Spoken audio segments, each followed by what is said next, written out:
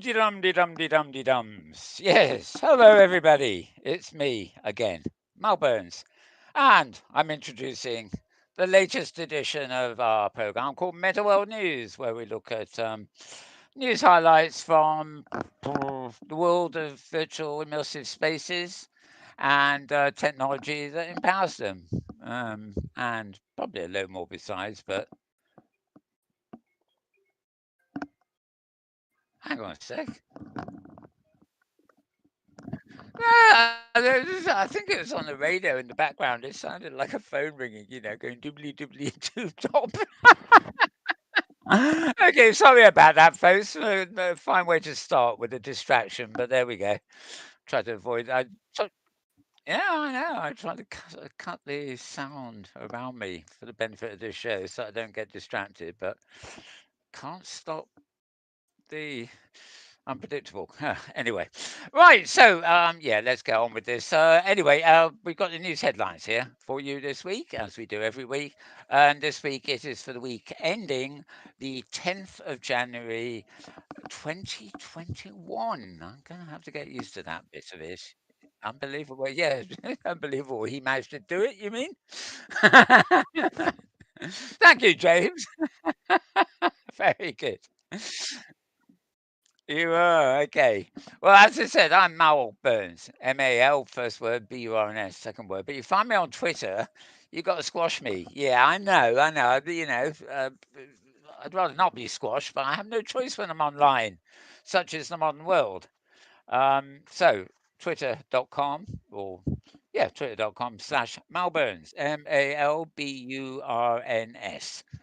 And yeah, and there's another feed also sort of squashed, named after the show. So twitter.com/Metaworld News, or one word.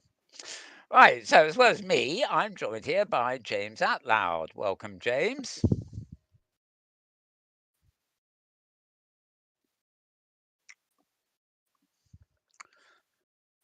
Yes.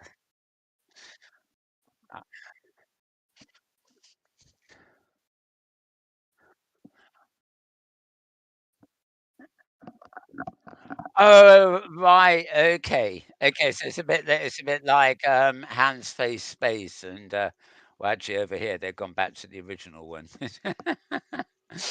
The nuclear warning. Yeah, good. And yeah, no bling on it. But I noticed that your lips are hidden. This is what we.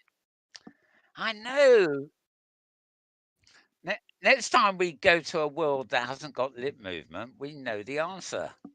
Find a mask. Yeah, exactly. It's apt.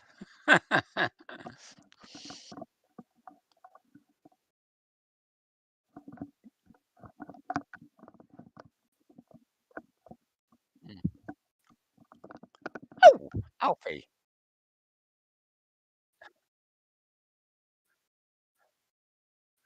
Ah, must, yeah, I must go and get a mask. Actually, your hat is. I know that's your usually hat you had it for ages, but when you said Alfie, I don't know. Maybe it's the English name Alfie. It's very. It goes with the hat. It goes with the hat. I don't know, it's like a working class name. I guess it's Alfred becomes Alf, becomes Alfie. Not quite sure how that works out, but when you said Alfie, I thought, oh, just like the hat.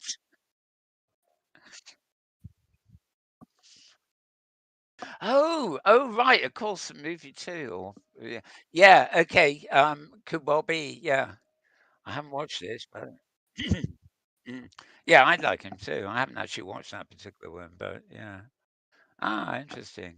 Alfie. Oh, it was a song too in the 60s. It was a pop song, which probably actually, it may have been what's his name? Yeah, that's true. And, if there was a film back in the 60s or something, it may well have been what's his name? Oh, well, never mind. I'm Yep, gonna yep, time sync myself into an obvious name I've forgotten. yep. Very famous Cockney actor. Right, let's get on with our news, which is to do with the metaverse. Oh, by the way, you're going to be seeing my screens a lot while I'm talking with pictures, web pages, stuff like that. So behind the scenes, James is juggling all those sort of things as well as chatting now and again with me.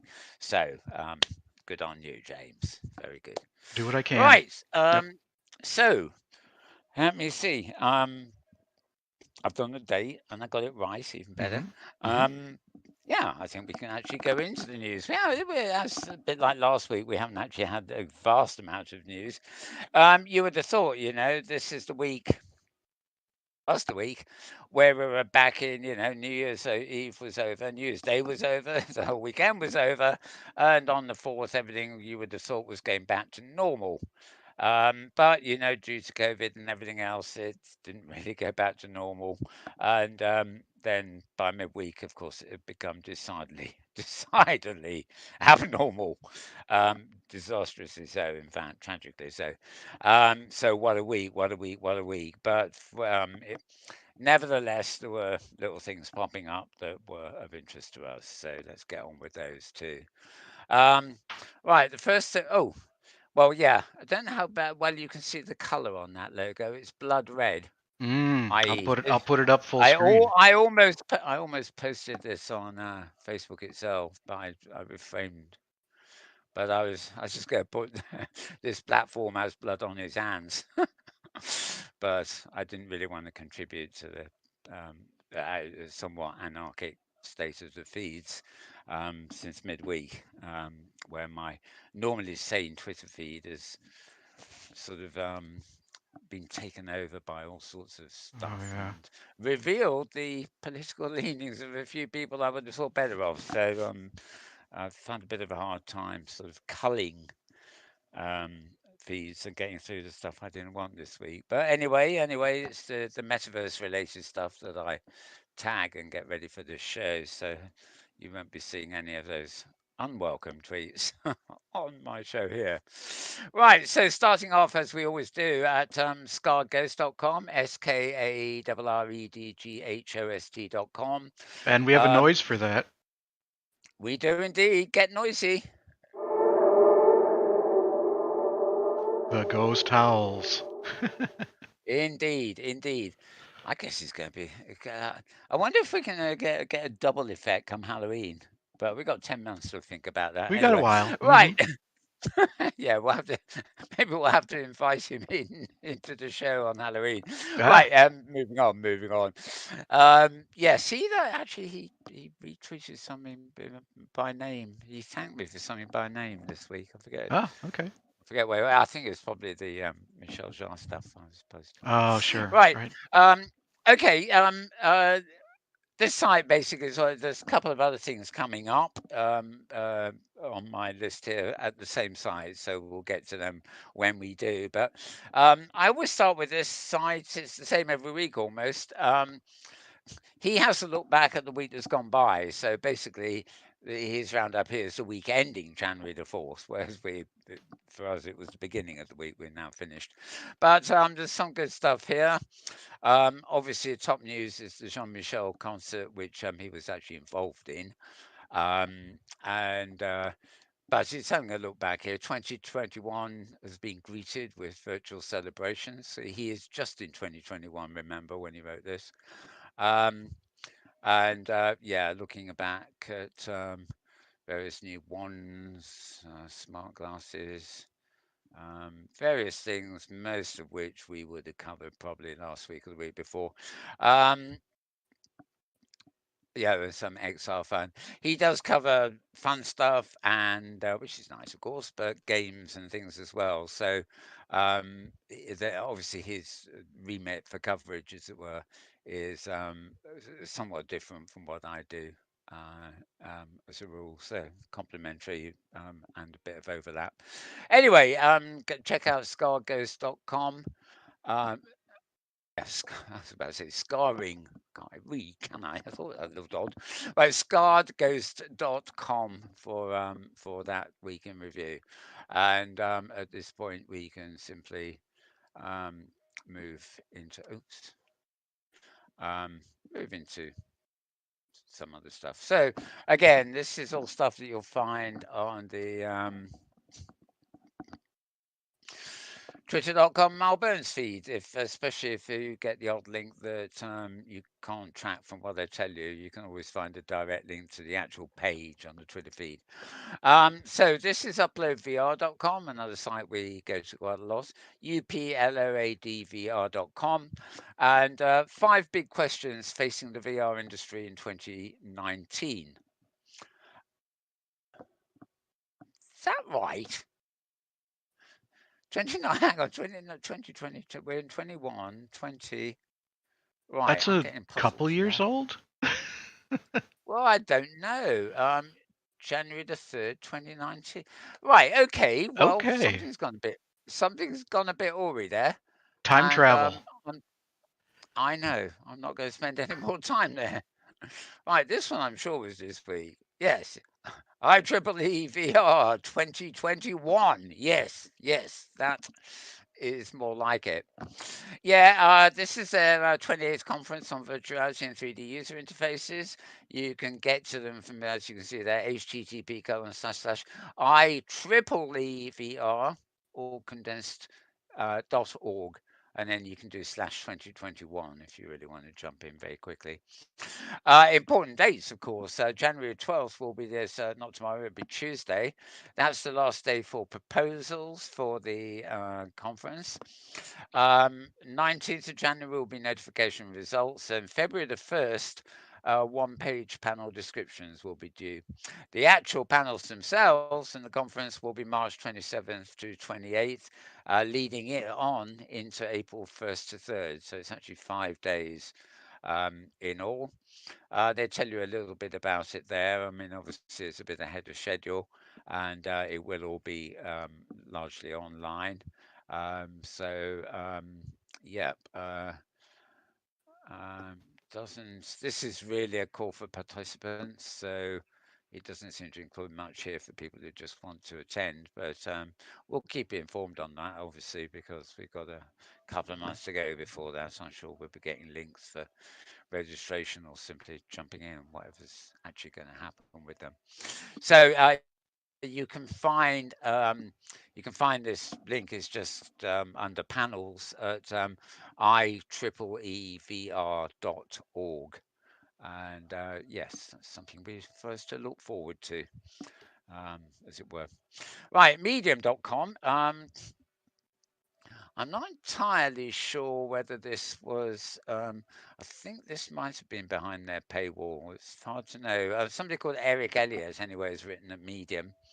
And my link is just medium.com, medium.com. If you dig it up on my Twitter feed, you'll be able to get through to the actual page where it is. It's called State of the Metaverse 2021. Welcome to the Metaverse, blah, blah, blah. It's fairly on track here. It sort of says what the metaverse is or is now. It's definitely not Ready Player One or Snow Snow Crash. Crash? Yep. Yeah, I mean it has moved on from there, but they are interpreting it as fully immersive 3D environments and blending items with the physical world and extending our senses of sight, sound, and touch. And that's all about how eventually we will be connected to the metaverse all the time. They say in a nutshell, the metaverse is the digital world where anything we can imagine can exist, which I think is part of the attraction, especially for creators anyway, in using immersive spaces and things. So they really are moving in our spheres in this description, so to speak. I mean, they're not trying to pretend that Zoom is a virtual world. And yeah, quoting from 1985, in fact, Richard Garriott coined the term avatar to describe a player's character in a video game. I mean, the meaning and the word avatar go back a lot further than that, but I guess in the modern virtual world thing, that is the case. They do mention the 1992 Snow Crash book with Neil Stevenson and Ready Player One, of course. Um, So they're looking about that. Um, Before Bitcoin exploded, World of Warcraft had its virtual currency. Um, Moving on to Ethereum. And then why the metaverse needs cryptocurrencies, non-fungible tokens, and open standards, and on and on and on, basically, as the song goes. Well, at least it does when the record's start. Um, yeah, that's it. Currently, there isn't one universally interoperable metaverse like the Oasis. Instead, we have a bunch of different platforms competing for users. First, such as World of Warcraft and Second Life, began to lay the foundations of the modern 3D multiverse. Um, but as Vitalik discovered, their economies rely 100% on a single centralized company. You have to trust to respect the needs of users, and you can't take your items and money from one game world to another. One of the major problems, of course. And then it goes on to talk about Decentraland, when, of course, it's you have things like a MetaMask extension to give you access to cryptocurrency and stuff like that. And I guess when you're using a Ethereum, Bitcoin type wallet, you can probably access your wallet from multiple virtual worlds. So, you can trade wherever you are. That isn't the end of the game, though. I mean, even if you could have virtual currencies that you could use across games and were honored by different game platforms, things you might be buying in one world will not necessarily work in another world. So, you have the blockchain for your money maybe, but in terms of the blockchain for your assets, you may have assets that aren't truly transportable because they just don't work with one of your destinations. So all stuff that needs to be kind of sorted out down the line. I may actually try and pull up our old friend Will Burns, who emailed me this, well, he messaged me somewhere this morning. At one of our maybe our guesting on the news here or something to discuss all this because it's something I know he knows more about than I do for sure. And yeah, he's also emailed me this morning a link to yet another world that I might want to check out. And I think again, it's a kind of blockchainy kind of world. Anyway, that will happen when it happens. So, as I said, this post is at medium.com, medium.com, and State of the Metaverse 2021. It might be a quite easy headline to find from their front page, but if you can't find it, then go to my Twitter feed, twitter.com/malbones, and then click on the link.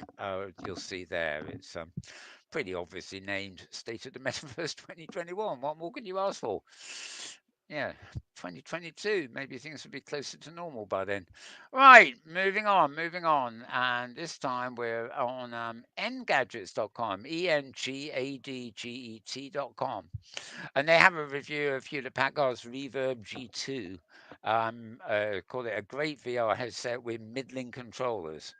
Um, I guess that says it all, really. I mean, it's obviously an opinion when they review things. They compare it to Quests and Reverbs and, Windows Mixed Reality and stuff like that.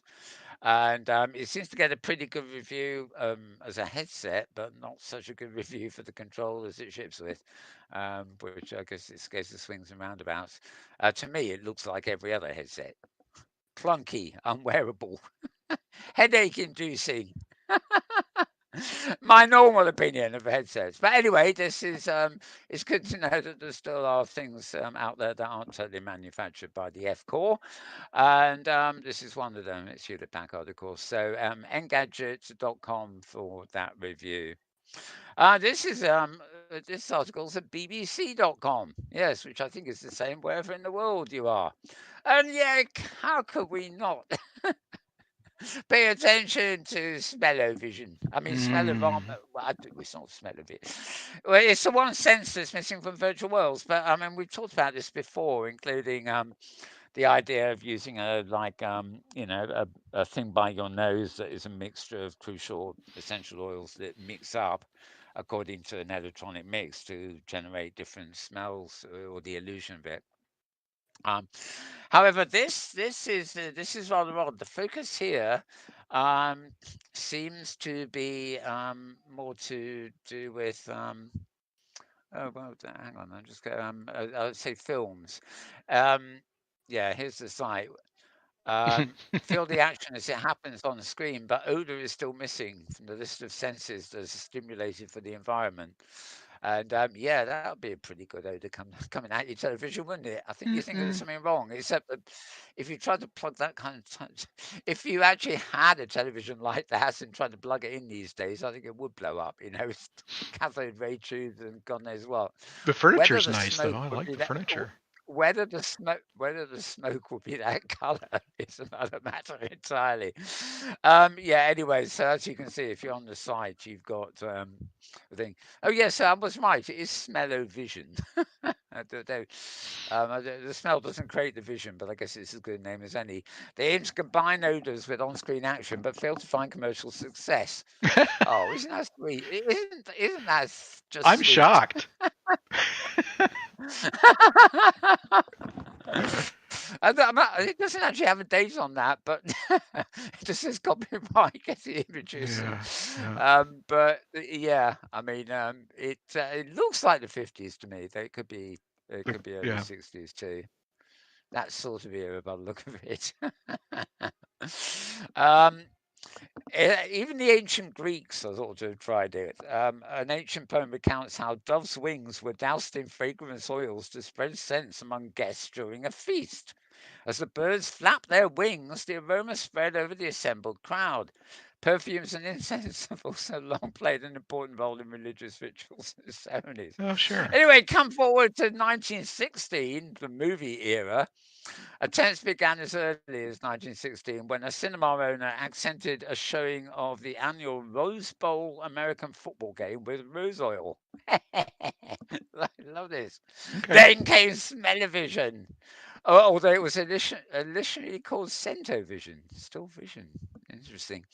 It was unveiled at the World's Fair in New York in 39. Oh, God, maybe that's 30.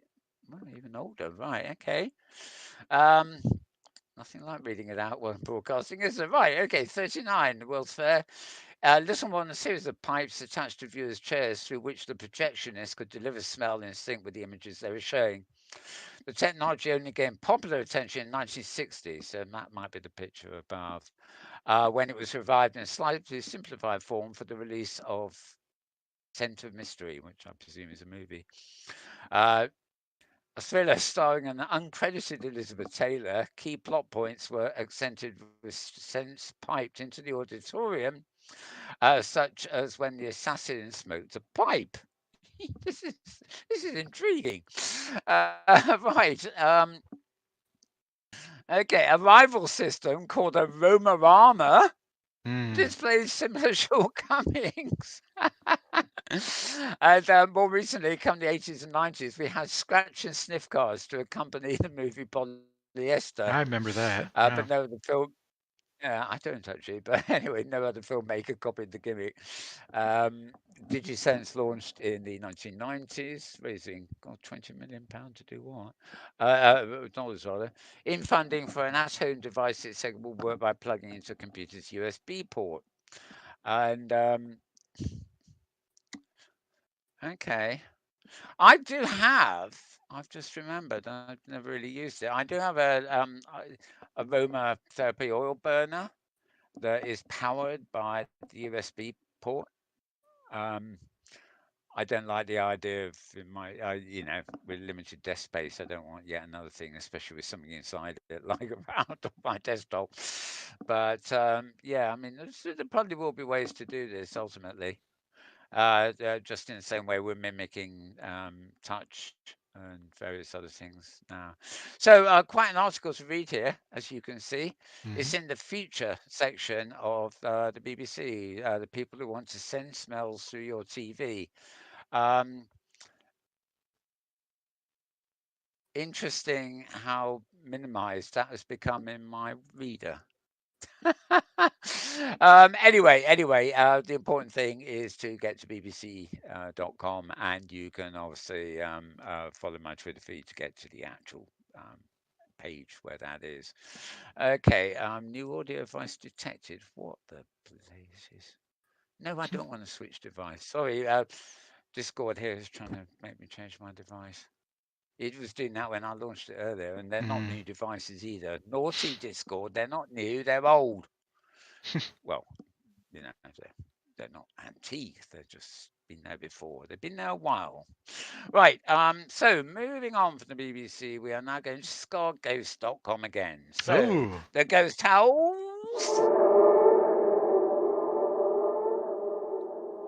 Yay, yay. Spooky. How about that? Isn't it indeed? Now, yeah, it's all over, but come Tuesday, the day after his roundup of the week, I don't know his response to. He basically decided to publish an article on behind the scenes of the VR concert Welcome to the Other Side. This was with Jean-Michel Jarre playing inside the virtual Notre Dame Cathedral on New Year's Eve, and he was working together with Vroom. Oh, we got a bit of everything here. We can have we can do a double one. We can do. Oh no. Are you sure? Well, yeah. I mean, the Ghost Towels was working with Vroom. So there you go. Yeah, see, that's what they call teamwork. Mm-hmm. Well, in a manner of speaking, Partnership, or a manner of a manner of howling. Anyway, right. Anyway, 70 million total views this got. This is views as well as participants. And we mentioned last week, it's a bit of an ag fest and everything else. But what is very interesting here is that a long article about everything behind the scenes and what they were doing. And as you can see, I can scroll down here forever. There's even a video of the rehearsal with the real life. He doesn't look like himself at the moment. I wonder. I'm a and big not fan just of his because of the wife. mask. No, it's just. Actually, I thought last time I thought he looked a bit. Maybe that's not. Oh, I don't know. I wouldn't mistake his wife. He's married to Charlotte Rampling, who I adore. Oh. She's still around. She still films, but she's very mostly European films, and she's not not jumping into Hollywood, but she still appears from time to time. Wonderful actress and lady. Right. He goes on about various types of concerts. I mean, he reaches out from his own thing a little bit. And then the rooms, official rooms where they recorded, VIP rooms, public worlds, which is where people went to see it, and wanting to guarantee that all the room types gave an almost identical experience. And I don't think that one did. Oh, I'll have to read about that because they were not similar experiences. Yeah.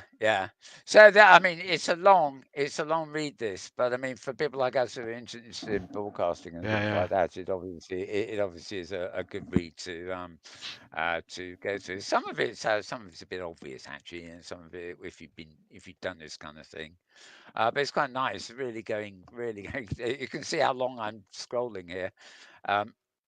What the hell did he come from? I thought he was banned from everywhere now. Right. Quickly, scroll past it. Right. Okay. Right. I don't know what he was doing there, but run away. he was there. I mean, yeah, maybe he has something to say about that character. Just look at this. I mean, I'm not even going to scroll to the bottom. I'm only halfway, according to my scroll thing at the side here. I'm only halfway down it. So anyway, scarghost.com, SKARREDGHOST.com, and it's like the newspaper ad is. Read all about it. Sorry. That's what they used to do when they stood on the corners. But since the additionals have now gone digital, and even if they were standing on the corner, they wouldn't be allowed to because of viruses. That's a bit of history there. Read all about it. Oh my. Yep. I must remember that line. In a few years' time, it will have been forgotten. It will be a piece of nostalgia I can play with. Carry on, he says. Right, moving on from that to something a bit more readable. This is virtualityreporter.com.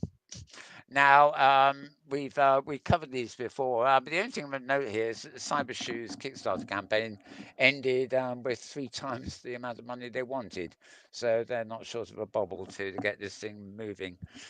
They wanted 30,000 US dollars, and I guess they've got 90,000 US dollars plus Wow. from 400 backers, basically, which actually is not so many backers, but it's a good enough amount of money for sure. Yeah.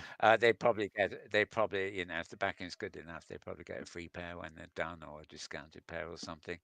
Um, yeah, but again, we got a little video here. I think this is one we maybe played in the past, but sorry, 28 seconds is now 2 minutes, but never Cyber mind. shoes are the first and only shoes that let you control your favorite games in the virtual space.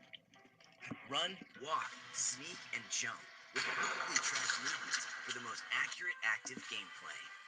Our first campaign was a huge success, and we were able to bring freedom of movement back to the players for their VR PC setups. The Oculus Quest and Quest 2 don't need a PC or bulky wires for a full VR experience, so we have released Cyber Shoes for Quest. Hook up the new receiver to your Quest headset, strap on your Cyber Shoes, and get moving. The seated position and better foot response cut out traditional motion sickness and lets gamers stay in the game longer. As your legs move you around, the chair is forgotten in no time. Walking in VR can be tricky if you aren't careful enough. Real space borders limit you from complete transition into the VR metaverse. Players are half in the game and half worried about bumping into something. Multiplayer is just an accident waiting to happen. For the first time, you can sit next to your friend in the real world and run side by side in epic adventures while staying deeply immersed in the action. Getting the system set up is easy, with a quick plug-and-play installation, and the shoes are one-size-fits-all. Use the bindings to securely strap your foot to the shoe sensor, plug the attachment into the headset, take a seat, and get ready to take your first steps in the virtual space. We are working with new developers to create more games and content that focus more on movement in the VR space. Check out our crowdfunding campaign and see what we have planned, and how we are ready to bring all of this new content to your VR setup. To show continued support for our community, the new module is compatible with all Cyber Shoes, so if you already own the system, you can simply upgrade for the Quest platform. Right, bit of an advert for the F core there, but never mind. Right, I must admit, I like the look of those. I mean, not being a fan of immersive headsets or anything, I can't see what function they'd have. But I mean, I like the idea of hand controllers on my feet. Imagine I'm just sitting here at a desktop and I have something like on. If I don't know if one could adapt the input device of those shoes or something to become like so they behave like a scroll wheel or something like that, or allowed you to move in a 2D VR thing. Basically, we use our hands, our wrists, and our fingers, to operate mouse and keyboards. Why don't we use our feet too? Hmm. We can. Look at the um, foot and mouth painters. Who are disabled. They can actually paint. Holding a paintbrush in their mouth or between their toes, and sort of there are, shall we say, other than the ones used by the porn sites, we do have appendages that could be used that we don't normally use. Put it that way. Yep. Right, moving on. But better not go into. Okay, now I say this site article is at virtualityreporter.com. That's 3 words squashed into one. virtualreporter.com. I'm sure I didn't need to do that really. Virtual Reality Reporter, or one word.com. And I'm just going to skip up here to top of my list, which is a one-off link actually that's actually at the same site, which I don't think I put on my Twitter feed because, well, I don't know why. But I've mentioned often that if you ever go to this site, you from the front page, you might dive into a section of the site that are probably not safe for work, and this is perfectly safe for work, but you can gather from the actual headline here what this is about. Love Ends, whoever they be, have brought out a smart sex toy that can allow, wait for it, an orgy with up to 100 participants. Well, it's about I time. know, I noticed at least they've kept the photograph to two people and just showing a very innocent couple in bed, as it were. Now they're teledildonic sex toys, and they've released a group feature in their apps. Now they have an app for the iOS, it's your iPad, iPhone, and for Android, and you enabling people to impressively synchronize remote sex parties for up to 100 people. Can you imagine having remote sex with 100 different people at once? Well, now you no. can. I don't know whether I'm particularly keen on trying this. Actually, orgies have never really sounded like the most I'm quite torn between enjoyable. that and the smell-o-vision, Mal. I just can't decide which is more important. Oh, come on, you can have both. You can have You both. can Yep. pick up a lady with an exotic perfume, That's right. poems or something. Yeah, there's a female. So what? I think it's only one person. I don't know. There's a female perfume called Poems. And I went up to this woman. I didn't know her. I didn't go up to her out of the blue, but I sort of went. It was a spontaneous thing, and I had to know what perfume she was wearing. It was one called Poems here in the UK. So the perfumes work. Most of them don't. They're horrible, but I mean, this one did. Yeah. Anyway, so there's quite a few of these Lovenese devices: Lush 2, Hush, Edge, and Ferry. And you compare them all with the Love Sense app, which alongs sexual paper. It's not very well written, that. Again, there's a link to visit the website anyway, and you can check out their list of VR porn recommendations. Thank God for my reader view. You are not getting to see everything you The would if you go to adverts, the right? webpage. All right. It's not just the adverts. Yeah, it's at the links. Okay, so again, virtual reality reporter, 3 words squashed into one there, .com, for that link as well. So moving down my list, or back rather, right, that's where we were. And here we are. Next link is to a site called vrfocus.com, another familiar one for us, vrfocus.com. The science of virtual reality, how VR helps with memory retention. And one of their own VR Focus articles, yes. Well, I should hope so too. A lot of these sites do regurge other people's articles. Some of them are owned, by the same corporation, so you get the same article in different sites, so to speak. Anyway, yeah, technical really, helping with memory and attention. Boundless psychology link there. People have been doing a study at the University of Maryland, and somebody else a study from Syracuse, and obligatory photo. And yeah, not much I can say about that. You'd have to read the article, but basically the theory there is how VR can help with the retention of memory. It's worth noting that even I work with virtual reality environment, just 2D on screen for long enough. I mean, I'm not very good at remembering my dreams, but I do now and again, and now and again, not always, I wake up having had a dream in a virtual world, possibly my own, or Second Life or something. We remember certainly the virtual world experiences we have just as compellingly as a holiday we took, and the coastline or something that has embedded itself in your memory. There are parallels there.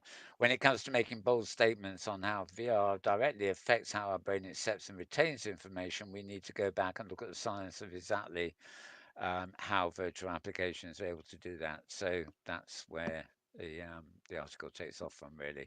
So you can find that, pardon me, you can find that at vrfocus.com, which is vrfocus.com. Moving on, and I think the motor is about to start. Oh. Indeed it is. Yeah, enough of the howling wolf. It's time for room. Right, Melody VR. I don't know much about this. I know we've had other posts about Melody VR as VR, but I think they're doing other things too. Basically, they're a music tech startup. Basically, I think the idea is to bring be a music venue in VR, and they've acquired Napster. They did it in August, apparently, but it was dependent on securing the funds required, etc., etc. So they they had disappointing earnings in the first half of 2020, although I suppose not surprised. But the purchase has gone ahead anyway. Napster keeps its infamous name and it survives as a subsidiary of Melody VR. Its previous parent company, Real Networks, will now focus on their remaining learning-based and casual games business, whilst remaining the shareholder in the newly merged company. What will they look like in practice? They don't really say. Let's move down to the CEO's comments. They intend to leverage the existing Napster user base, partners, and underlying technologies developed by the company as part of a foundation to build their next generation music platform. At present, music content consumption is extremely fragmented, blah, blah, blah, blah. So, glorified press release there. But if you're in the music industry and virtual worlds, whatever, it could be quite pertinent. So, you find that at vrroom.buzz. Yes, room.buzz. Okay, no causal comms there. You got to have the buzz, and you got to be able to pronounce their name too. But we don't need that because we have.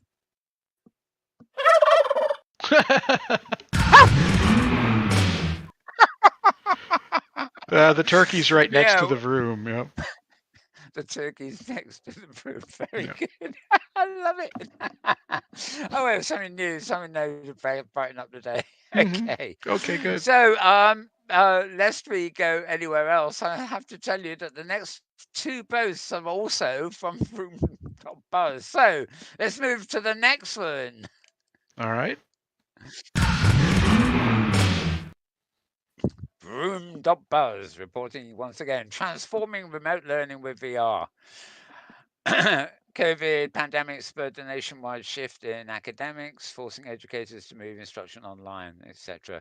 Vive Sync VR collaboration meeting app is one tool schools today are using to enhance their whatever. Universities, the University of Louisville, DePaul University, and the University of Arizona share their unique ways they're using it to approach teaching and transform learning. So basically, this is three academic institutions who are talking about how they use Vive Sync. Vive Sync is only one option, of course, but its experiences there. That's what it looks like. It's you'll be pleased to know that the avatars there are not legless, which is always a bonus these days. And yeah, fully legged avatars. What is the world coming to? You'd think they're after mobility, wouldn't you? Right. Okay. So as I said, this is at vrroom.buzz, and we're still there. We're still there as I move on. You want another? Never mind. I'm there now. Okay. Yep. I could pretend I was getting on my bike and moving to the next page. Yeah. Okay. Highways England. Yeah, this is in the UK here. The people in charge of our roads, basically, and traffic management, they've started using VR for their traffic management around the UK. So it's technically a training facility at the moment for the control room operators, and a partnership with a London-based specialist called MXT Reality, basically helping the managers of traffic better understand the impact of their actions on motorists without causing disruption in the real world. I think it was John Brunner who wrote a book many years ago, probably in the 60s, called Squares of the City. Might even have been earlier. And it's one of the books that I've remembered all my life, really. I haven't got a copy. I should see if it's available anywhere now. Um, Not to give too much away. I mean, it's had a long time. It's been around a long time. It was about somebody, who was a traffic manager in a future city, and he had to make sure that I think most of it was walkways rather than car traffic, but he had to engineer things in such a way that people, if too many people were going down one walkway, he had to electronically adjust it to shift them to go down one on the, say, the left. So he was balancing out the weight of traffic Hmm. traveling around the city and whatever. Very utopian sounding, sort of organized, whatever, but with a really dark underbelly, as we found out later in the novel. And the great, well, a bit like, and this reminds me of that.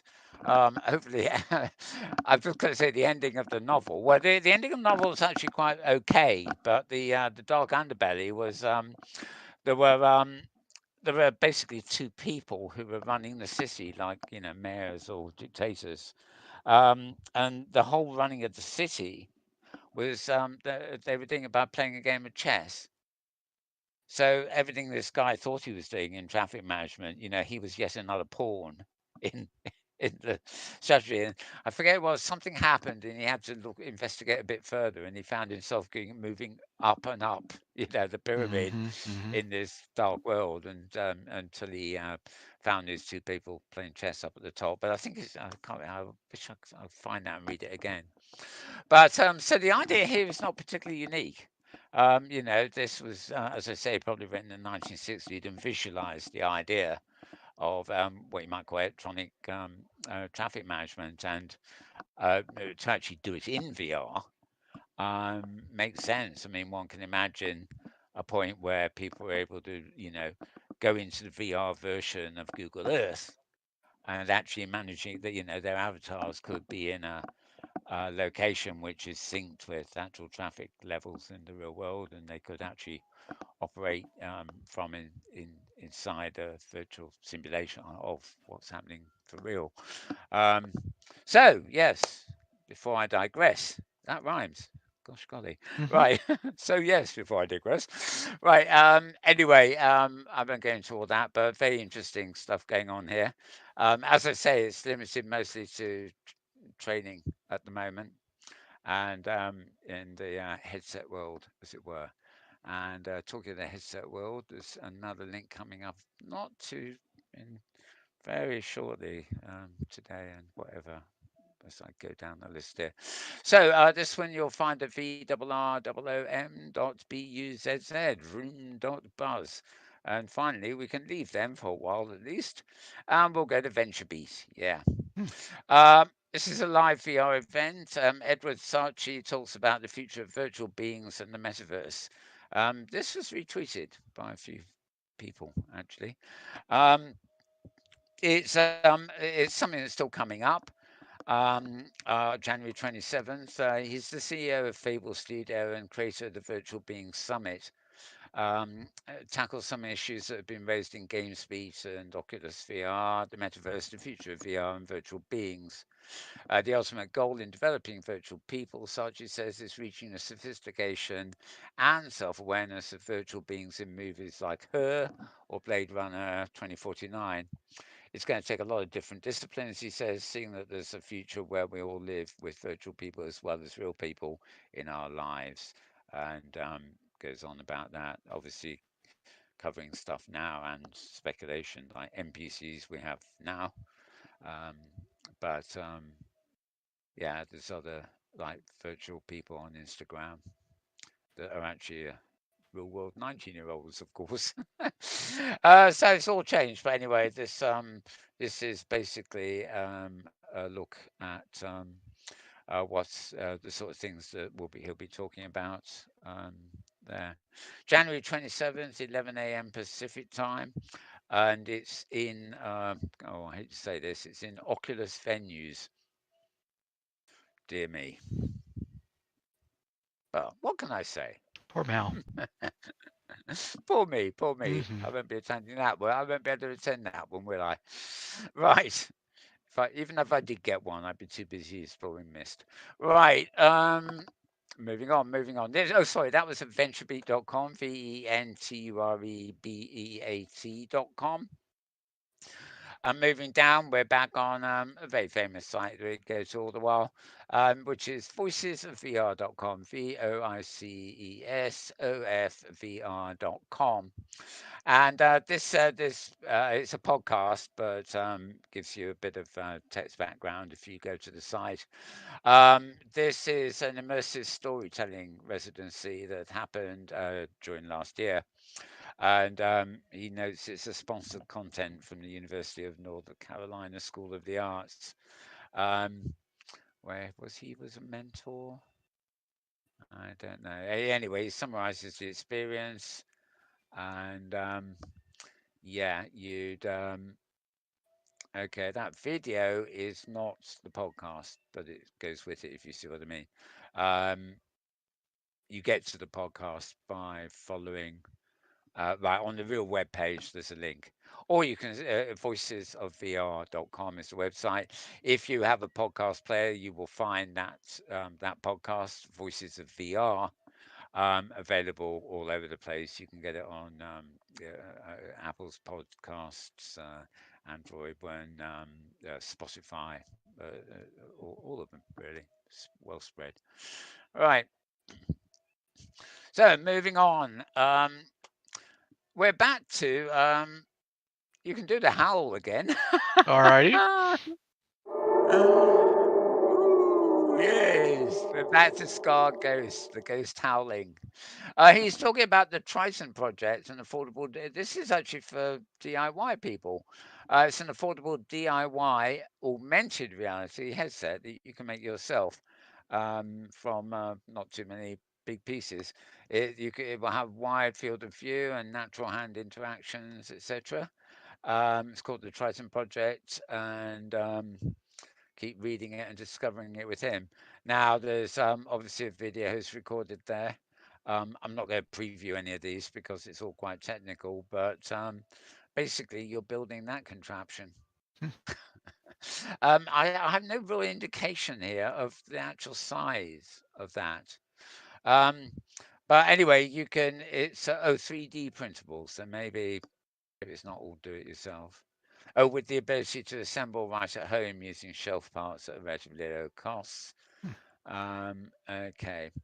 When you put it on for the first time, you'll feel like you're gazing through a pair of AR glasses straight from the future. Okay, there's the guy who invented it, doing his inventing. Construction anyway. Inspired by another AR headset project known as Project North Star. Working out of his dorm room, blah blah, prototyping. The final price, if you do want to do it yourself, is about $300 US. But this is the price for those that print the 3D parts on their own. If you order from a 3D printing service, the price will depend on the place you do your printing at, I guess. Okay, now there was something else. Yeah, I mean, it's adaptable with just about everything, but there was something else about it. Oh, yeah. You can see this in the video, actually. This is its internal user interface. So when you've got the glasses on, this is what you see to control it with. You've got like a radius of 4 apps you can click on. And then in the middle, you've got time and weather. And it basically, their interface looks like that. Obviously, that's a sketch. you sort of see that superimposed on what you're actually looking at, which could be any one of the apps or whatever. Uh, Not dissimilar to the interface you get in, well, dare I say, Oculus and things at the moment, but very much their own thing. So it's not only um, uh, glasses you can build for yourself, but trying to push their own um, uh, apps to go with it. They Pumoria IO. They created 6 apps in Unity that demo what the headset can do. Um, and he wanted to switch apps whilst he was inside the headset, so he came up with that concept you saw above. And sorry, my monitor's gone to sleep. Naughty monitor, don't you Discord. Sorry, I've got a monitor that went to sleep, and Discord still insists I've got a new device driver it wants to play with. It hasn't affected your sound on the stream, so. Oh, I just tend to cancel or to well. Yep. There's no F of there's no F off button in Discord. I wish there was. I disapprove of rude language, but some apps really need it. Some operating systems need it for that matter. Hello, Microsoft. Right. Moving on. Yeah. Anyway, more back information, concept diagrams, and stuff like that. A lot to talk about here. So this is all getting very technical. But if you're a DIY, there's a time when I would probably have thought, "Oh, I'll have a go at that." But my dexterity in handling, especially small pieces of things these days, has gone, I'm afraid. But anyway, Triton Project, if you're interested in it, and you can find that at skarredghost.com, SKARREDGHOST.com. Right, some other friends of ours. This is vwbpe.org. And this is called their reconnaissance, which is basically their science fiction name for play on words for what is actually a call for proposals for this year's conference. It will be in I forget when it is, but March, April time roughly. Oh, no, hang on. Oh, right. Submission dates are 13th of January, 10th of February, and 10th of February. And they're looking for educators, trainers, free language members, artists, designers, builders, advocacy, non-profit, support and help communities, entertainers, performers, coders, scripters, system IT analysis, businesses, and entrepreneurs. And then it's not, you can't see it on this summary, but they've got a lot of other information for you to consider. Interestingly, what I'm looking at here doesn't actually have the date of the event on, which isn't very helpful. But basically, last year, VWBPE, which stands for Virtual World's Best Practices in Education, moved into the stars, going where no avatar has ever gone before, as we explored the possibilities of what might be. This year, we take a closer look at the new territory that has been discovered in the last year. Love it. I'm just going to flip to their webpage if I can find it here. It's quite a nice little thing. I thought I had, it wasn't in my picture library. Where are we? Brilliant. Still no mention of. Oh, here we are. No deadlines, exhibits. Right. Okay. Well, at the moment, their site seems to be limited to the call for proposals, which is very fashionably called reconnaissance. Love it. Anyway, no long name there. You just want vwbpe.org, and you can go and check out anything you need if you're going to propose stuff. It's a good VR conference in general, though obviously the E stands for education. So, I mean, education could be actual educational institutions or educational things, because education is a lifelong occupation, so to speak. I don't just mean by teachers, I mean by you. Everybody learns until their dying breath. Right, moving on. Magic Leap reality news. This is another. It's magic. Oh, God. MAGIC, then a dash, no space, just a dash, and then leap, LEAP, magic dash leap dot reality dot news. I seem to remember reading this out before. I don't know whether No, that sounds new. yeah, no, it's more recent than last week. So yeah, okay. Magic Leap, we've heard a lot about them. Their CEO is teasing a secret new augmented reality virtual meeting app called C3, which they're already using internally. Past years revealed a gaping hole of opportunity in the world of business called virtual meetings. Some existing players like Zoom hopped on the opportunity, whilst others like Skype seem to be stuck on the sidelines. And Google Meet just managed to catch up in time to snag some of the shift in remote work. But one question that comes up is, where are the augmented reality tools that promise to help us navigate this new remote frontier? So this is all about how Magic Leap are working on that. I'm sure those of you watching this show probably heard of Magic Leap before. We covered it for a long while. They were originally going to be one of the new headset type things. I must say they've got a very economically um, their headset is very economic. You know, it's not lost a great helmet like some of them, and doesn't look that bad really. It looks a bit steampunky, I think. But they were in under the radar for a long time. Everybody knew about them, and everybody knew they'd raised a phenomenal amount of money, but nobody knew exactly what they were doing. Eventually, everybody found out, and the cost of Magic Leap was really a bit beyond the consumer, so they refocused on the enterprise. Um, I guess they're now, working on other things, and maybe I won't say they're going to refocus on the consumer, but I don't think they've written consumers off in terms of the products they're working on. So basically, some background information there.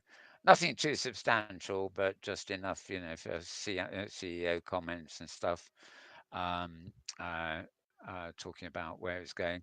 And they also mentioned spatial, which already has a solution in play that allows businesses and individuals to meet virtually.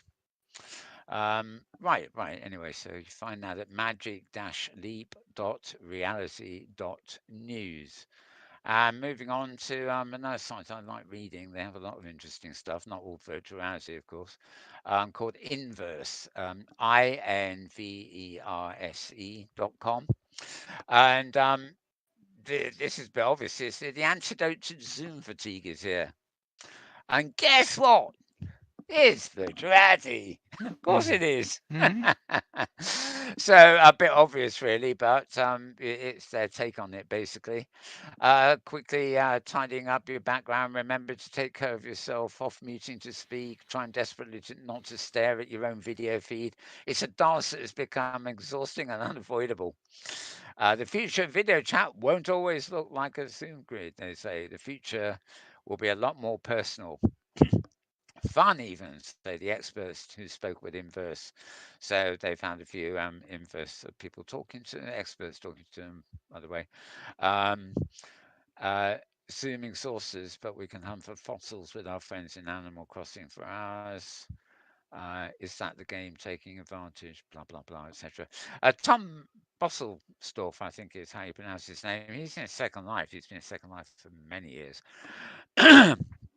and is one of the people they were talking about. Um, Pointing out that video conference is not new and that Zoom's had a predecessor called Skype, which is very true. And it wasn't always belonging to Microsoft either. Um, Anyway, video chat's more lifelike than phone calls. I think we looked at the other week. I mean, I've been downloading little things that plug into your webcam and things and make you into a kind of avatar and things. So it takes away from that staring at yourself bit. unless you particularly like your own avatar, in which case it's probably just as bad. Anyway, yeah, different options there, and incorporating more water cooler type chat, places like Gather Town or Kumo Space. It covers quite a lot here, which is quite, there's, I certainly didn't know what Kumo Space was before I read that. So anyway, you might want to read that, and it's a good site to find articles to read anyway, inverse.com, INVERSE.com. Moving on to this one is Virtual Reality Times, not to be confused with that other three long words one. Virtualrealitytimes.com. Virtual Reality Times is three words squashed together as one. And here they're talking about yet another headset, a standalone headset from Nolo VR. And they're a Chinese virtual reality company. And I'm not quite sure what a new ODM standalone headset means. Any ideas about ODMs, James? On demand merchandise or something? I don't know. There you No, go. Don't know what. doesn't ring a bell. Yeah, I don't quite know what that one is. Anyway, Chinese or not, it looks rather similar to all the others we see around. Big, bulky, sort of sub helmet type thing, and controllers that actually look very much like Oculus sort of controllers and things. So, for those of you who don't know, a Consumer Electronics Show, which would normally happen in real life in America, starts on Monday, but of course it's going to be all online this year. All virtual is what they call it. I suspect what they mean is simply online with videos and stuff.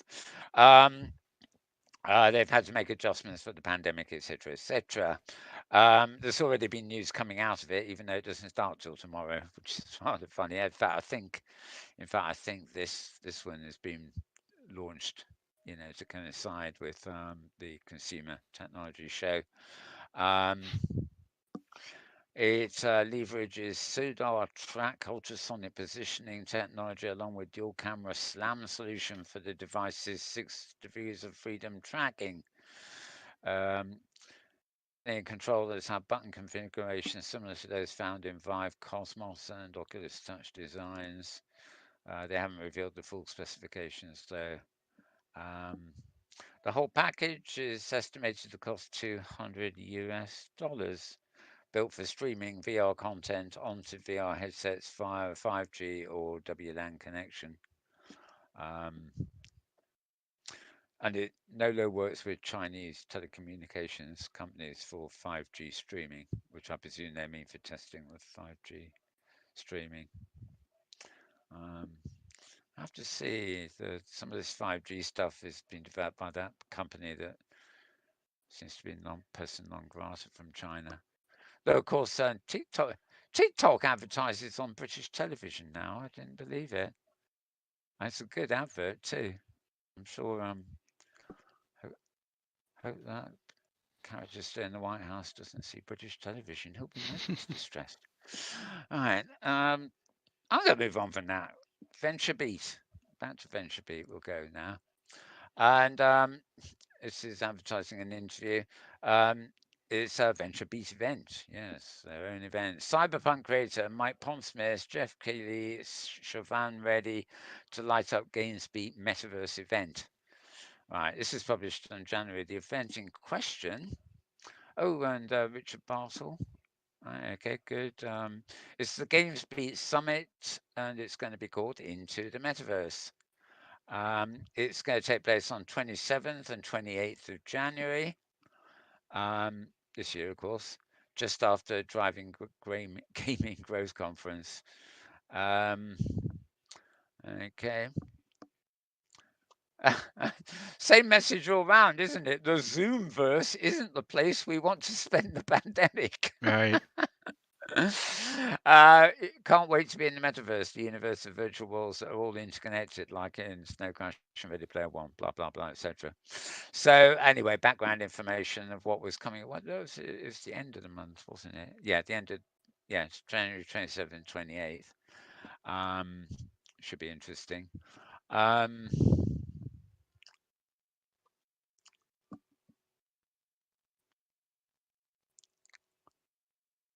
Right. Okay, yeah, they're just giving background PR here. Jeff Kylie's creator of the Gaming Awards.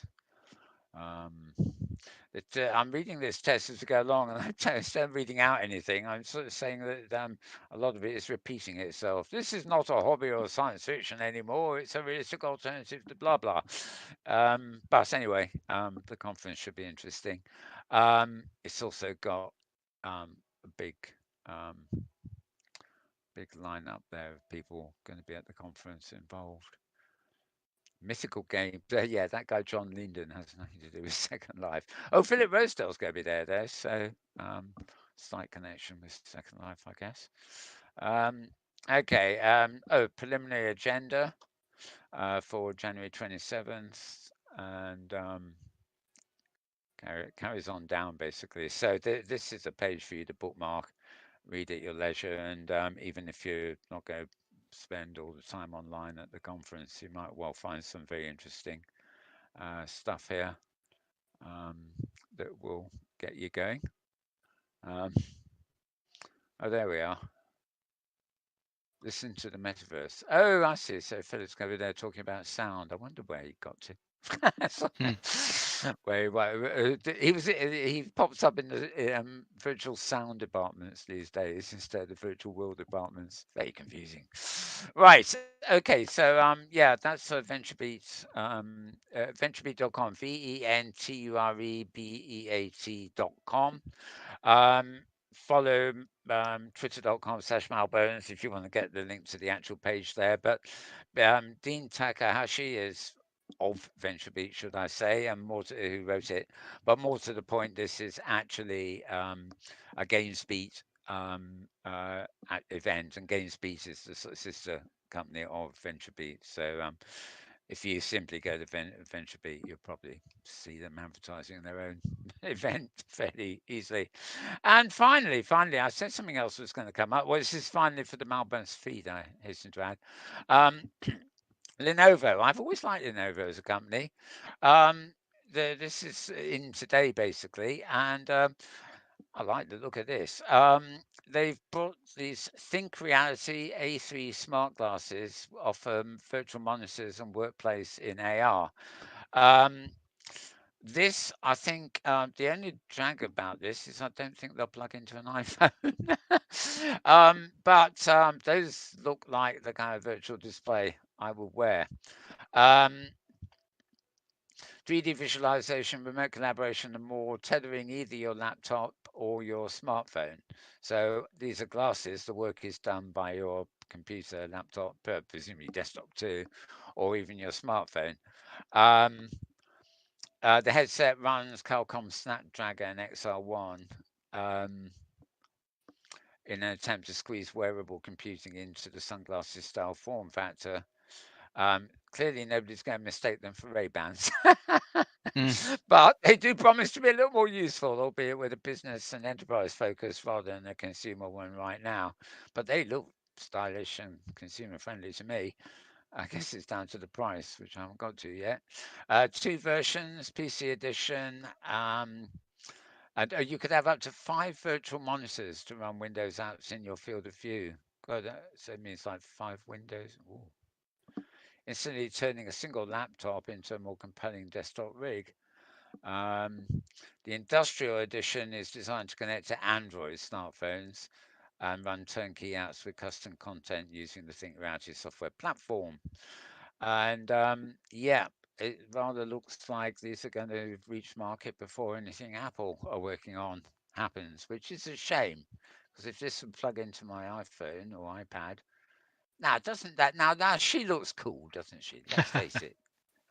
No bloody helmet on. Nothing on her hands or anything else like that. She's just looking at her Lenovo ThinkPad, of course. Cool and confident, right? Yeah, cool and confident. That's good. That's a good photo. It's the image I would like to see promoting virtual reality. Obviously, it's not all there. As I said, no indication of a price, but there's mid-2021 is when they're expected to kick off, and pricing expected to be confirmed closer to launch. Um, anyway, more on that on their websites. And the site you want for this review, I think is a bit of an exclusive they had here. Slashgear.com, SLASHGEAR.com. These I expect during the next week, and by the time we come to our show next week, there'll be a lot more posts like this because the Consumer Electronics Show, virtual, online, or whatever it's actually going to be, other than real world, is very much a place where people kind of launch stuff, um, as it were, every year. So I think we'll be hearing a lot more about this then. So all those posts that we've covered so far, you can get by going to twitter.com/malburns. And right, there's a couple of I've got moving into a YouTube section, as it were. A few of these YouTubes, I'll tell you as we go, can be found on my Twitter feeds. Others you'll have to make a note of now because they're ones I've just picked for examples today. Also, the Virtuality Reporter.com, which had the 100 participation sex toy thing, that is not in my Twitter feed, any of them. So that is virtualityreporter.com if you need to recall that. Anyway, moving on to the Department of Video. And this first clip is Neos VR. They had a New Year's 2021 stream. And basically during the stream, which, video wise is nothing spectacular, basically they're talking about the past and future of the metaverse. So it's the conversation here that is really sort of what counts. And tweeting. Happy New Year. Happy New Year, you guys. 2021. Happy New Year. Happy New Year for everyone. Well, there's already been a change this year. What's that? Ramp wasn't the first one in chat. Yep. as you can see, well, you can't actually see it so, so much until I scroll down, but they've got a chat thing combined with their voice here while they're discussing things. Not my favorite idea of TV, as it were, but it's quite an interesting discussion. Sort of if you were listening on audio, for example, it'd be fine, but by seeing this stuff here and sound effects, it probably adds a little bit more to the flavor. Anyway, the subscriber at YouTube you want for this is called Fruxius, FROOXIUS, and he's all about Neos VR basically, which is another one of the very popular platforms. As you can see, it's near impossible to film in there without an interface, but there you go.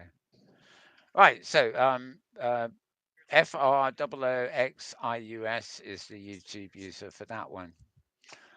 Moving on. This one's actually very interesting. One of the participants here is David Burden of Dayton in the UK. That's the chap down here. Without his glasses on. It's funny how people's appearances have changed during the lockdown. Their hair gets long, they haven't got their glasses on. You think, oh God, he looks younger than he normally does. Right. Anyway, that's David for Burden and various others. Now, what is this, you might ask? The website is 360 in 360. That's numbers and letters, all one word though. 360 in 360, and then space immersive space experiences.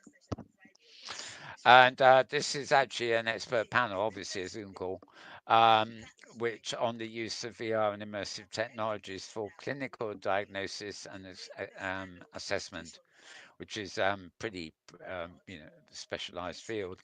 David, of course, is involved in massive more stuff, but he does a lot of the stuff he does develop is to do with education and quite often to do with health.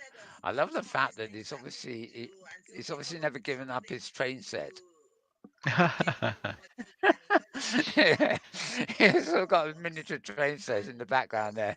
No, definitely making it very interesting. He's the chap who actually wrote to sort of he decided it would be great fun to rig up one of his Oculus or one of his headsets to work outdoors where he wasn't going to bump into any walls. He sent it. We've had a film some time ago now of him, rigging up a headset and then walking around a rather big garden so that there's no four walls to constrain him. Anyway, moving on, moving on. We're not here to show other people's stuff particularly. This is these are all kind of long. That last one was an hour 50, and the Neos one was an hour 52. This one's a bit shorter at 45 minutes. It's called Calling All Ages, Angels, Designing and Analyzing XR Research with Heather Elizabeth Dodds. Now, this isn't new, actually, but I didn't have it filed, so I did file it because it got published by a link from somebody. It's quite a nice sort of recording of educators in VR. It's a clean recording, which I like, and you can actually hear. I mean, the avatars are a bit, well, this is filmed in alt space VR, I hasten to add.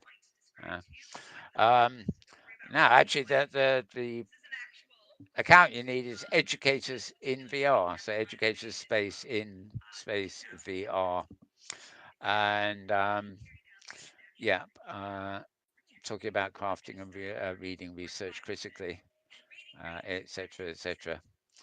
So again, something fairly specialized, but I mean, if you're into the sort of things that people, panels and talks that are done at VWBP or OpenSim World and things. I mean, OSCC. Yeah, it's in that vein that you might find it interesting. So, Educators in VR is the YouTube site for this one. Right, moving on now. This one's weird. Decentraland is one of the new blockchain kind of worlds.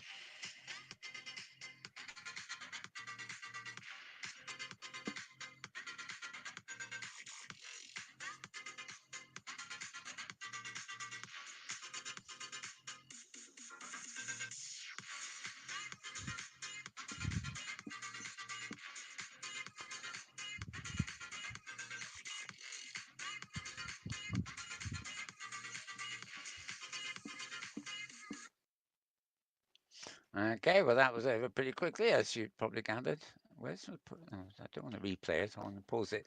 That's actually just advertising something that's actually quite interesting. It's a plugin extension they call them for Chrome, and I think there was maybe a file. There was another one as well as Chrome there. I saw a minute ago. Um, it's obviously, this has a limited number of worlds there. You've got Decentraland, you've got Cryptovoxel, and you've got Somnium Space. So you've got 3 different virtual worlds there. And you can explore content and buy or sell non-fungible tokens through the plugin that you use in your normal Chrome browser. So you don't actually need to be in any of the particular worlds to use that. Um, Basically, I would go to Chrome extensions and just check out Metaverse or Metaverse browser extension. If you want to see that video again, by the way, it's NFT Space World. NFT is non-fungible tokens, so these are all blockchain based worlds. But I mean, it's um, it's a good sign in the sense of interoperability, should we say? Even which I mean, it's pretty obvious here that it's content and buy and sell, and it's using cryptocurrencies, and that is the marketing and selling is the name of the game for these worlds. But the fact that you can take your wallet and have it in Chrome and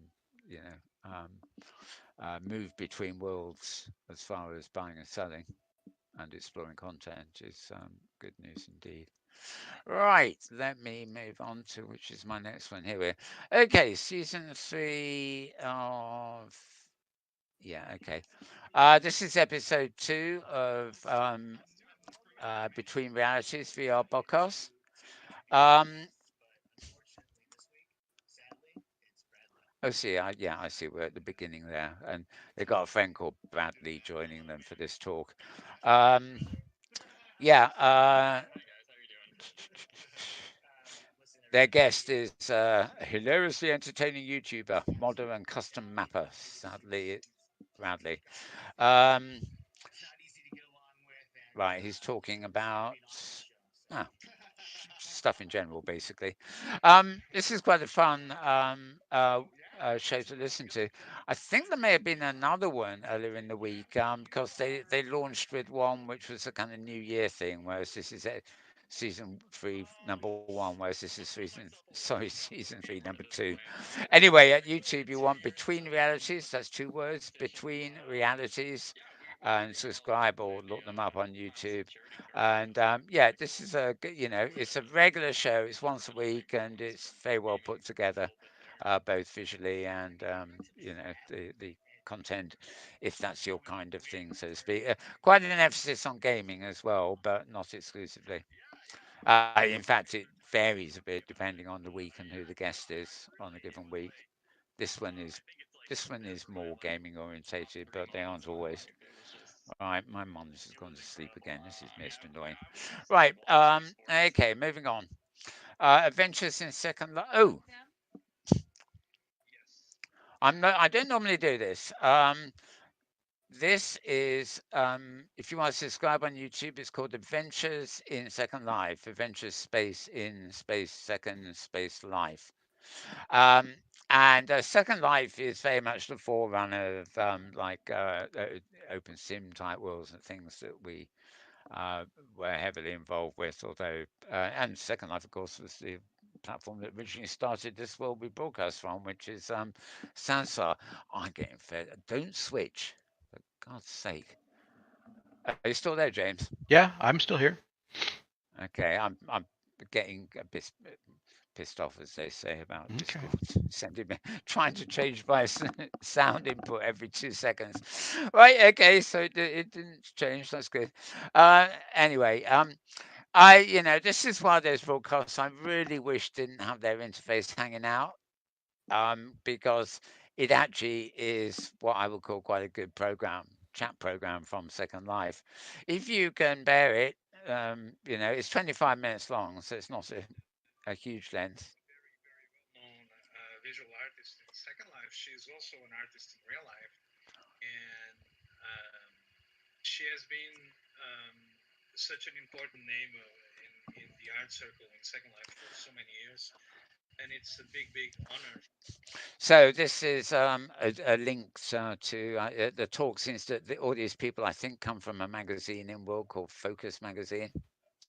Um, cameraman certainly knows how to spin around a bit, doesn't he? He just doesn't know how to kill his interface. Anyway, as I say, the account here is Adventures in Second Life. I've subscribed to it because it looks like it's pretty reasonable sort of thing. If they cleaned up the presentation, I won't complain about the whizzing around. Right. Sorry. Moving on. The evolution of virtuality by 2025. Right. Now. Okay. This is 10 minutes long, so I'm not going to play the whole thing. And actually, this was published on the 4th of July, 2020. So it popped up again. It's to find it, you need to go to an account called Science Space Time at YouTube, of course, and VR reshaping every field in our lives, and major technological breakthroughs in 2020, and by 2025, the industry is expected to reach about 88 billion in revenue. So the title of this one is called "The Evolution of Virtuality by 2025." And it was recorded in July, so without going through it all again, I can't remember whether there's any inference about COVID, which would have been around by then, or whether they're just focused on the basic changing times. But it covers quite a lot, and it's quite flashy. You can become the protagonist of your favorite movie or TV show. They're coming. Instead of using streaming services to watch a movie, what if you could be able to participate in the storyline and play the role of the main character?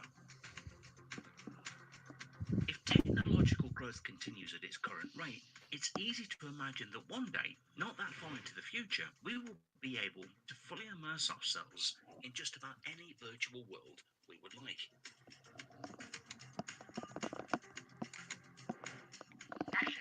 In 2018, the global box office for the film industry was worth $41.7 billion, while the revenue of the gaming industry in the US alone generated a record $43.4 billion in 2018. However, when including box office and home entertainment revenue, the global film industry was worth $136 billion. But already, job security in acting has hit a whole new level of difficulty when the cost of CGI is lower than the cost of hiring professional actors. We've heard word of rumors circulating through the city. Fortunately for actors, computer-generated imagery is still in the uncanny valley.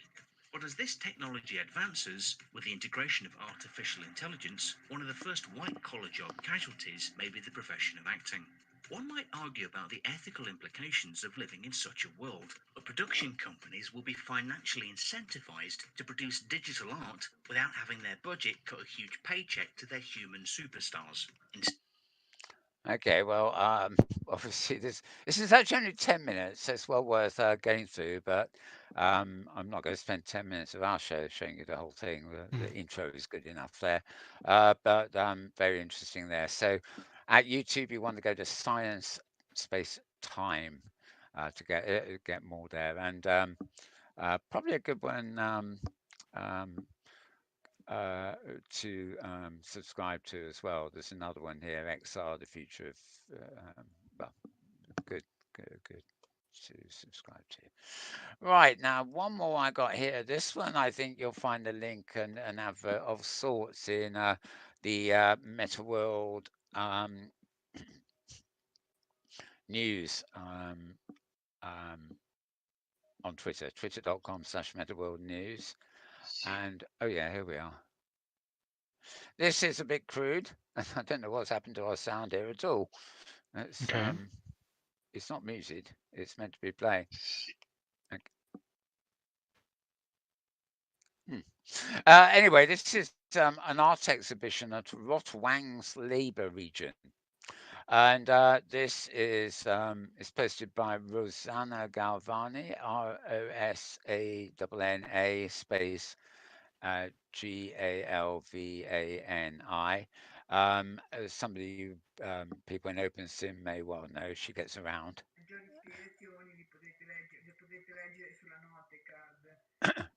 Not easy to make out some of this, but the reason I've got it up here is it's it's quite a lot of it, but it's the Labour region, as Roth Wang's Labour region is a region in Craft World, which is an open sim world, hence it's being published in the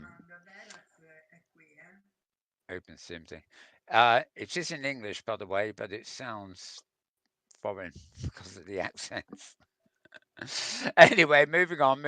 As I say, Rosanna Galvani is the person you want at YouTube to get that, but there is a link to, there's an embed of that in twitter.com Metaworld News, as is this next one embedded on the twitter.com Metaworld News thing. This one is another regular weekly one, episode 37 of World Explorers, and this is here in Sansar. The actual publisher of these videos is Zero Cheese. He's you'll find him on Twitter quite a lot, advertising events and stuff here in Sansar. Zero ZERO space cheese, as in stuff you eat. Well, I don't need to spell that for you, do I? Zero space cheese. And yeah, this is World Explorers. This is the Sansar equivalent, I kind of think, of something like Hypergrid Safari, which we used to do, jumping around the hypergrid in OpenSim. Thursday Ember last year hosting this. This is obviously filmed in VR and, with a VR camera. Sounds interesting. but you know, fairly clear voices and everything else. Though, so that place actually looks kind of cool. But anyway, we'll leave that. We'll leave that to them. So the site you want there is a zero cheese, as it were. Right, now that seems to be it for my links offhand. I'm just going to clip up something very quickly, which is the picture section, if I've got anything to show. And yes, I almost posted a copy of this one as this platform has blood on its hands on a certain platform, but I refrained. But interesting graphic, Now connected to this. Hello, where am I? Oh, it must be in the other department.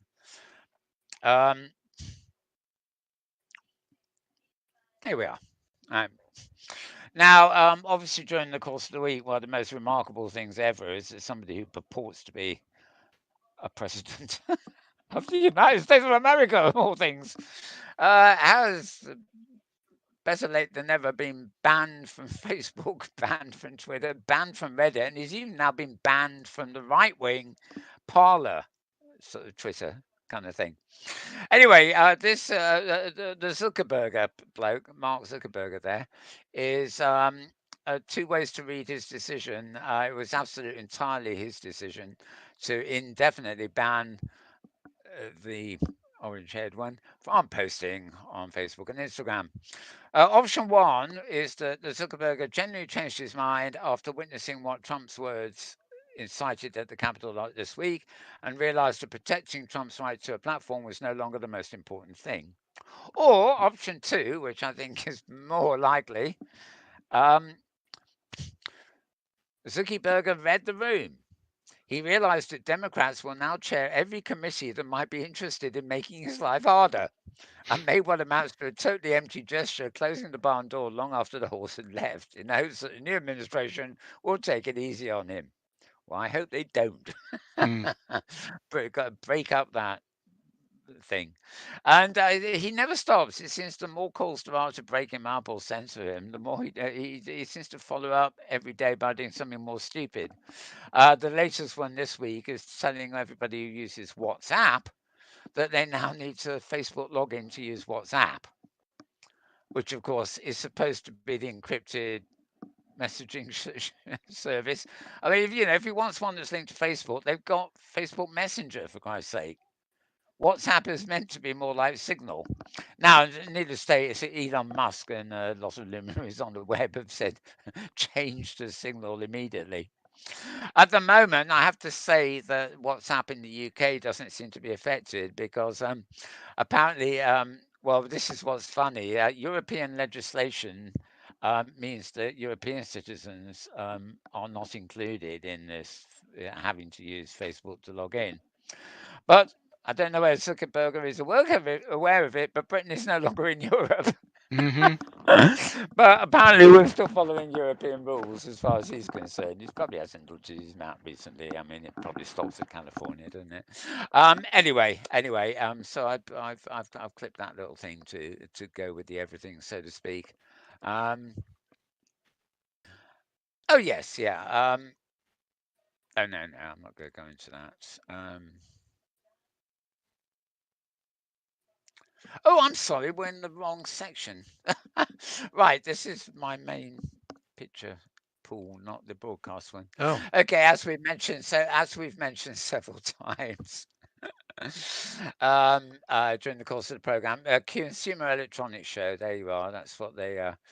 Well, that's what their sign would look like if they were happening in reality. But this year they're happening starting tomorrow for a week in virtuality, and you can expect a lot of companies to be showing off new toys.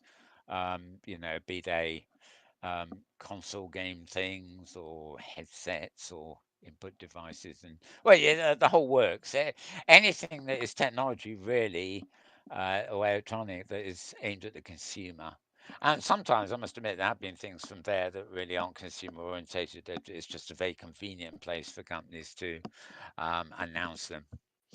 Right. This is another clip I took. Right. That may look weird. I'm sure it does. No, not. I'm not quite sure what that is. Um, the clip was taken from a headline to a news link, so it was it wasn't happening. But apparently, these new augmented reality glasses, AR glasses, that are meant to help blind people see. Now, looking at that, and I do have a clearer standalone picture of it there. The first thing I thought when I saw that is, what's this new, steampunk fashion? Yeah. Of course it is. It is. Right. I have no idea, unfortunately, until I can follow up where this comes from, what exactly it's about. But I mean, it has to do with helping blind people see.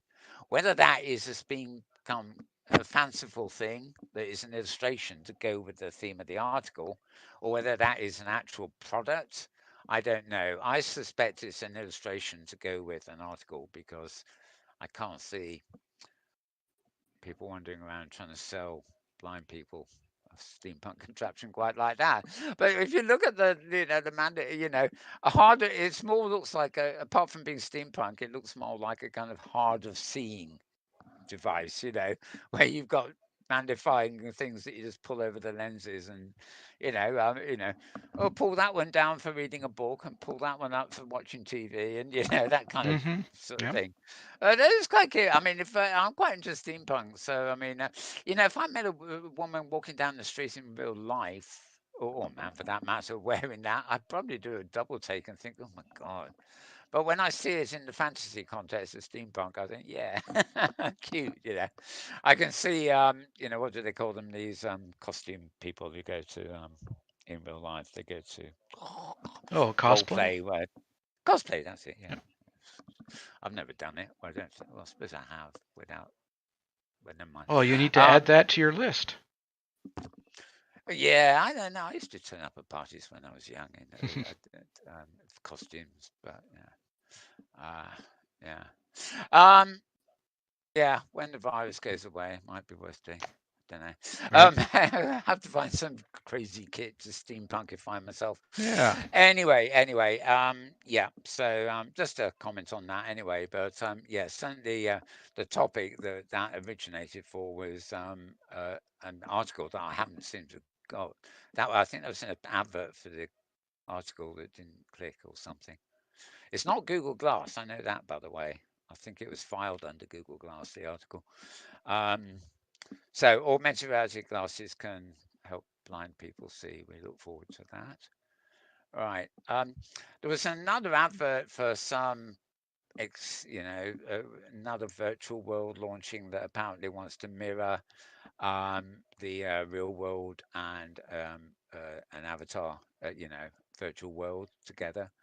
And they came up with this idea of a map. I mean, my late partner Tara, in the early days of Second Life, she did for us a spinning globe that actually mixed the real world globe with the Second Life map and spun around accordingly. In fact, I think it's the same globe we have on our little outro for these shows still. Oh, okay.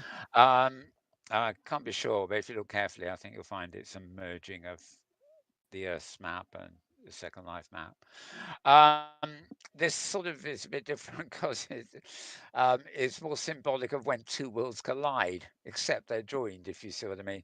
I'm not really sure what they were getting at there, but I did actually quite like the picture. I still don't, it's some kind of symbolism, and I don't really know what.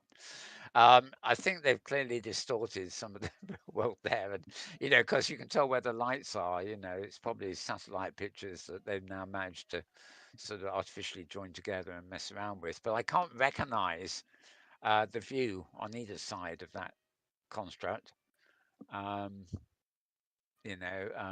at all. So it's anybody's guess what we're looking at there. But I thought it was two worlds collide. It's a nice thing for theory there. Right, moving on. 10th of January is today, of course. So this started today. It's running through to the 14th of February, and it's all about immersive storytelling in virtual worlds and a call for participation. It will have started tonight about an hour ago. 8 p.m. GMT. It's currently 9 p.m. GMT as I'm recording this. If you want to find out more about it, it's immersive storytelling, but it's Hiker Philip of who some of you may know. It's vlanguages.pbworks.com. And it's a free 5-week online workshop for language educators in how to create stories, and it's being held in the virtual world of OpenSim. OpenSim isn't actually a world, by the way. It is a platform, that powers the hypergrid, amongst other things. So you better go to that website to actually find which OpenSim world it's being held in. But anyway, they're quite keen for some participation there. So follow that up. Website VLanguages dot pbworks.com. I'm not spelling com. No? You know how to do that all Okay. for yourself. Yes, you do. You do. You've got to do a bit of work if you watch this show. I'm not going to do it all for you. Right. And finally, this is just a nice little screenshot posted by, I think it was Dr. Fran, or it might have been Caitlin. This is in a Tivoli platform, and it's in a sort of central area called Tivoli Town. It's got very, I don't know, Latin America. Well, no, I don't know about Latin feel.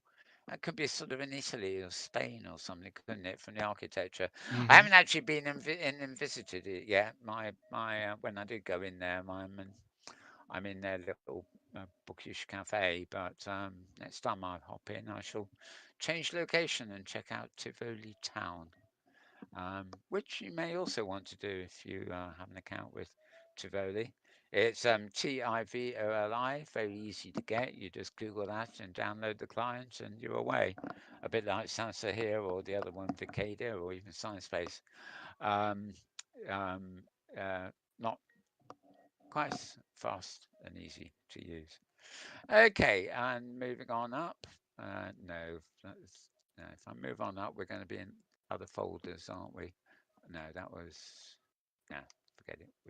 We've done all we need to do there. So I'm going to close that to get it out of the way, and we're back on there, aren't we? Right. So I'm going to turn the volume off here and let that play in the background as I inform James that we're done. We're done. We're done. Yeah, Done. that's it. Any thoughts? Any thoughts on everything? I think the Anything? only thought would be the mask that I'm wearing. I like the idea. Stay home, wear your mask, be safe. We're all in our world. We're all kind of stuck here to get through this. I have another theory. Yeah. You knew I was going to have a post about smell-o-vision, and you were fearful of what I was going to do Right, on the right. program, so you came prepared. This is my theory. Sure. Yeah, I can see that. I'll say I'm prepared for the smell-o-vision. Yes, indeed. None here, thank you. Yeah. Oh, very good, very good. Yeah. So I guess we can leave everybody to consider all the stuff we've been talking about until the same time next week. Yeah. We are very keen on all this sort of virtual world stuff, VR, but also AR and MR and XR. And well, when it comes down to it, We we are. are indeed. We are the Metaworld News. We will return same time, same place next week. And if you don't watch us live, you can find us in replay at YouTube, of course. Check out my channel, by the way. It's Malburns, again, like the Twitter thing, but it's two separate words, of course. That's the account where the main copy of this is recorded and pasted in, as it were. So you need to subscribe to Mark Burns rather than Metaworld. A slight point of confusion I forgot about. What was quite heartening this week was a post that came up at Reddit. RETT. It's a site I don't really look, but it popped up in my feed, and the headline was Metaworld Broadcasting is still around. Oh, And it was from somebody who'd obviously found this show and remembered me, at least, from shows we used to do in Second Life back in the day, wow. Yeah. and made a point of PRing me and saying you should check it out. It's good and blah blah blah. I don't know where that was. I think that was probably somebody found the YouTube Yeah. replays or Yeah. whatever. Somebody was actually watching last week while we were live. In fact, was Right. Will Right. Burns too, who we ought to get on this show at some point because he was immediately mailing me with comments. Yeah, which is all the fun. The more people who do watch live, of course, you get the online chat and you can say what you want to us while we're on air. Having said that, I'm looking behind my head here. There we are at this week's thing, and I don't see any chat at Nope. all. I don't see any So, chat. No. yeah, can't get it all there. So anyway, we'll leave it at that. Yep. To join us again same time next week. We'll have more of the same. So meanwhile, keep safe, everybody.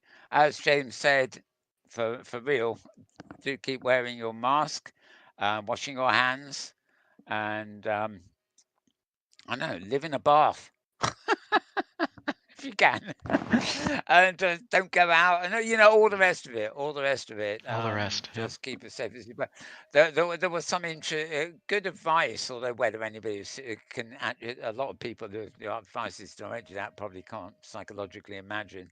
But I think it was the Prime Minister here or something who said sort of, or Matt Hancock probably said, the best thing to do is imagine you've got it. Hmm. And let that dictate what you do. Of course, some people will probably think, well, I imagine I've got it, but I feel fine. So they Mm. won't get the message there. But the idea, Hmm. of course, is that imagine you've got it, then you don't go out and spread Yeah. it, Maybe and the you do idea there take is it. if you imagine you have it, you take it serious, and do take Oh it yeah, for serious. sure, Yep. Yep. for sure, yeah. So yeah. Okay, so with that, I shall grin and bear it. As I say goodbye. Have a good week, folks, and as I said, stay safe. Bye for now.